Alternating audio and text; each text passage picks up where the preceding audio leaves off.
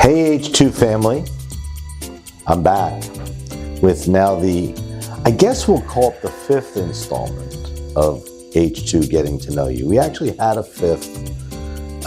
We filmed it about 2 weeks ago and we had some technical issues and we've kind of lost it also. Today will be the new fifth and we are fortunate enough to have Juli Van Beveren, JVB as we like to call her. She is, she's just a special person in our organization.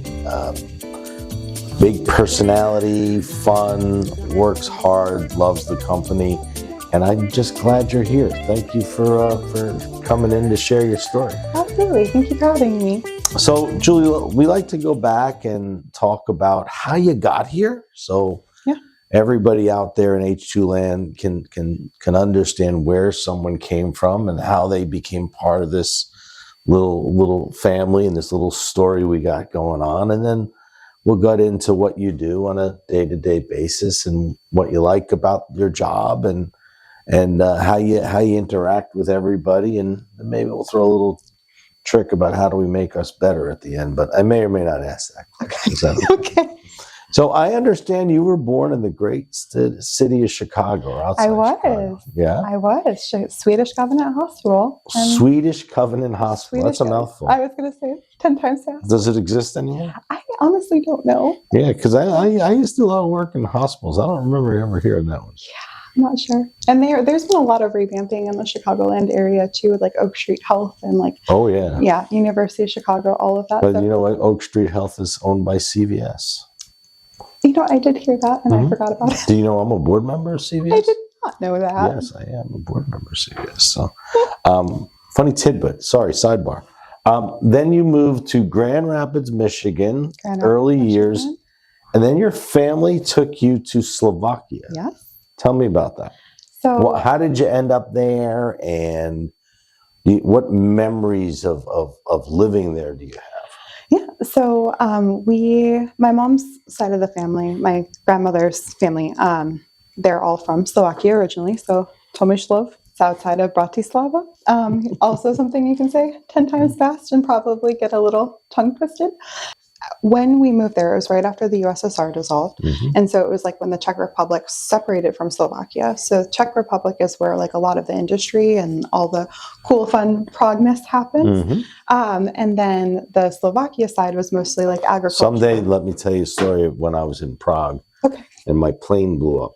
It blew up taking off when we were leaving, but that's a separate story. We survived it. Yes. So there were no supermarkets. No. Was it just farmland? Did you it's just farmland, like lots of goats and like goats. We have goats and bunnies, and so we use goats for milk and meat and all the things. That's really cool. Yeah. That's really cool. And then what happened? You moved back to the U.S.? Moved back to the U.S. And we were in Chicago, and so grew up there. Went to college at Loyola University. Ramblers. Ramble on. Sister Jean. Yeah. Have a blessed day. What's that? Have a blessed day. Is that her line? Yeah. Okay, have a blessed day. Have a blessed day. And so with that, I think I shared with you, but my grandfather had Parkinson's and then my dad had multiple sclerosis. So like I always knew that I very much wanted to be in the medical field contributing to like some type of research that would benefit those with like neurodegenerative that's really nice. conditions. Yeah. And so I always like to hear how people got to this career. And just inspiration. So got my master's and I started in Parkinson's research. Where'd you get your master's? Loyola. Oh, both. Okay. Yeah. Okay. Straight through. All things. But yeah, so it's and I started in Parkinson's research, and then I decided that I talked too much to work in a lab all day. Surprise. And it was just a lot more like grant writing than what was really filling my heart at that point in time. So I went back and I decided that I was going to be a medical assistant and like work in the office working with people. And so I started doing that. I worked. You're still in Chicago at this point? Or? Still in Chicago at this point. So you were used to the cold weather. I don't know if used to it. Chicago, Grand Rapids, Slovakia. Okay. Enduring the weather. Through it, yeah.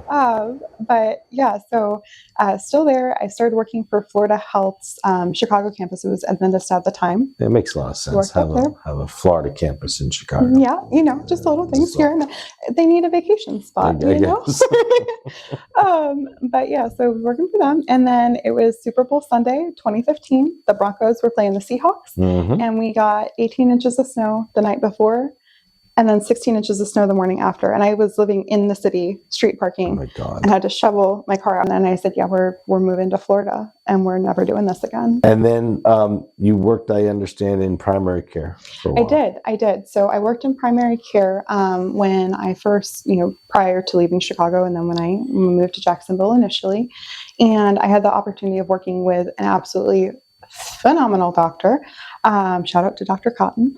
And she had an opportunity then to start working with a company called Bluestone. And she asked if I'd like to join her. And Bluestone was started by Dr. Todd Sivlin out of Mayo Clinic in Minnesota. And essentially the idea was that we were providing primary care inside assisted living, independent living, memory care facilities. And so I started with Dr. Cotton. We had 0 communities and we worked up to like 50 communities. In 4 years, we ended up having like 6 full provider teams.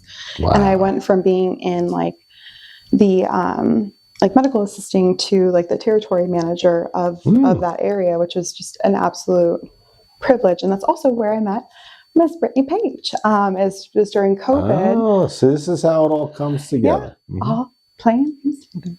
But so we met and we hit it off instantly because she loves senior friends and I love senior friends, and it's pretty easy to go from there. But we started what was called the Senior Resource Connection. So essentially during COVID, we would put together outdoor fairs that the facilities could participate in so that they weren't having to worry so much about social distancing. But then the seniors were still able to socialize because like depression was huge.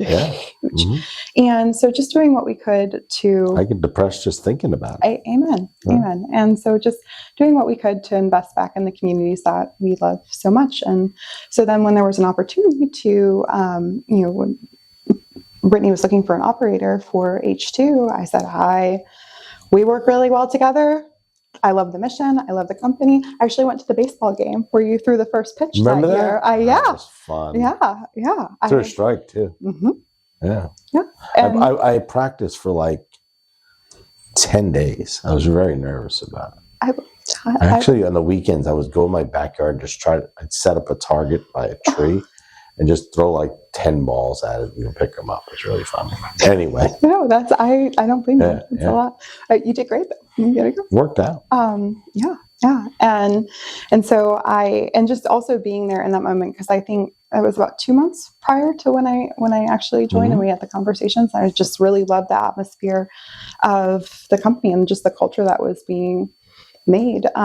So when Brittany said that she was looking for an operator, I was like, what about me? So then you made the big switch to recruiting, because that's what that is at its core. We are a healthcare company. We take care of people.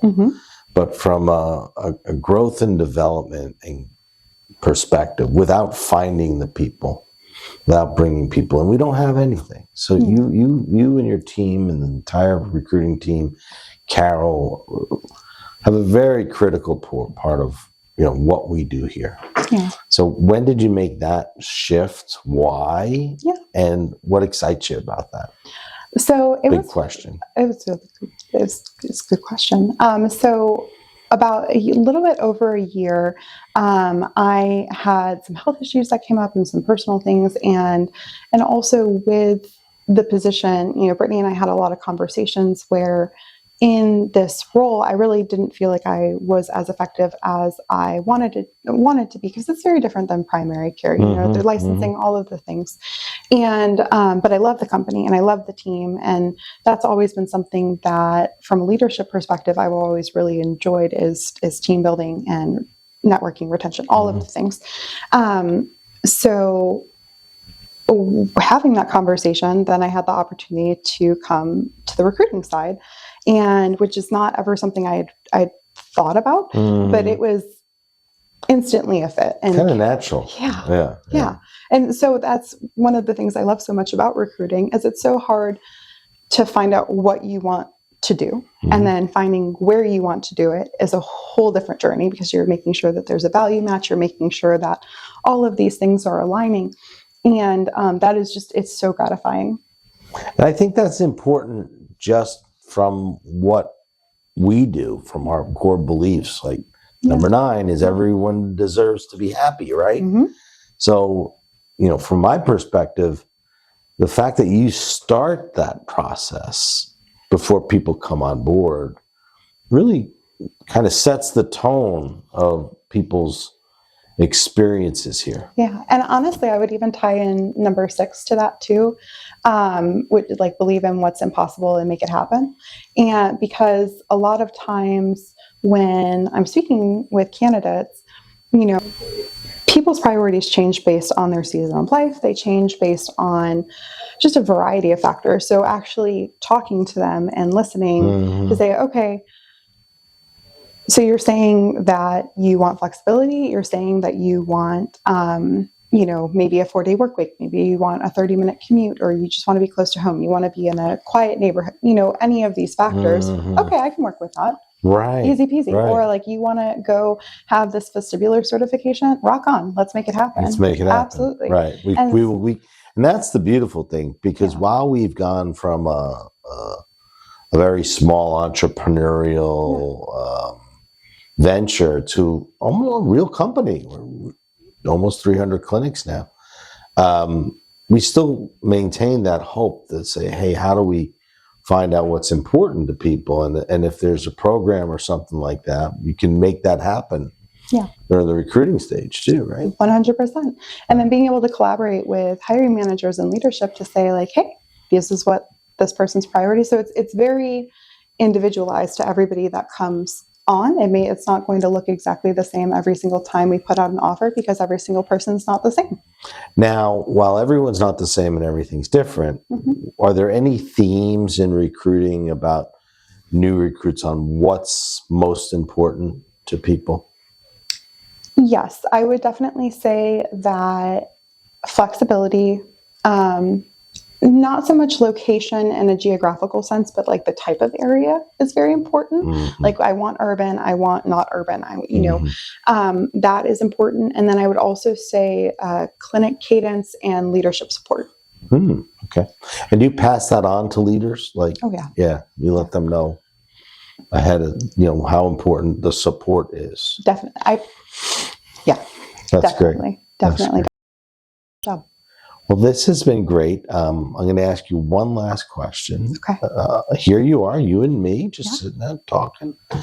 All these people hopefully watching. Tell me something that you think I should do, or something H2 should do to make this a better place. I really don't think there is anything. Wow. Yes. There you go. And that might be, come off as cheesy, but genuinely, I think, again, like you said, we went from being this entrepreneurial startup, and now we're into more of the stability and framework and like setting the foundation, or we've already done the foundation, but now we're building on that foundation that's been set. And I think that some things just take time. Just time. Yeah. We're working on it, constantly improving. Well, thank you for coming in. Absolutely. This has been fun. Thank you for having me. This is fun. Tell everybody to find a friend and call Julie and bring them in, because we like to reward people for bringing in people and bringing in friends and bringing in family. So absolutely. Thanks for coming in. Thank you for having me. Appreciate it. Thanks, everybody. Bye.